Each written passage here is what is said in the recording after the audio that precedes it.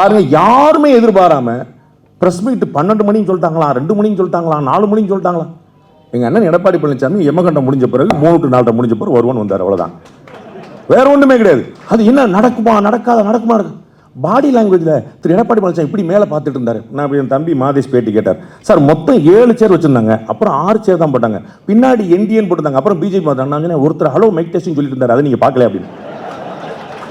என்னங்க எதெல்லாம் கேள்வி ஆரம்பிக்க, இதெல்லாம் ஒரு பிரச்சனையாக வருது. அப்போ வந்து நின்று போன அவர் அத்தனை கேள்விக்கு பதில் சொல்ல இல்ல, அவர் பேச விடல. எங்க அவரை பேச விடல, அவர் வீட்டில் தான் போய் நைட்டு சாப்பாடே சாப்பிட்டாரு.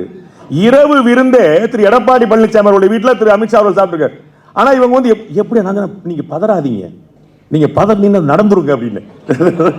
ஐயோ அப்படின்னு அவர் இதற்கு முன்னாடி சொன்னாரு, சார் கூட்டணி அமைய பங்குனி உத்திர தன்னைக்கு நல்ல முகூர்த்த தன்னைக்கு நடக்க போது பார்த்துட்டே இருக்கு. நடந்துருச்சு. நான் சொன்னேன் வரவேற்புக்கு உங்களுக்கு சொல்லுவாங்க, கட்டாயம் அதுக்கு வந்திருக்க பத்திரிகையாளர் சொல்லாமல் இருக்க முடியாது, கட்டாயம். அப்போ வந்து இந்த அலையன்ஸ் வந்து ரொம்ப பெரிய ஒரு மாற்றத்தை, ஒரு எதிர்பார்ப்பை ஏற்படுத்தியிருக்கிறது. அது எவ்வளவு தூரம் நகரப்போகுது அப்படிங்கிறத நம்ம அடுத்து பார்க்க இருக்கணும்.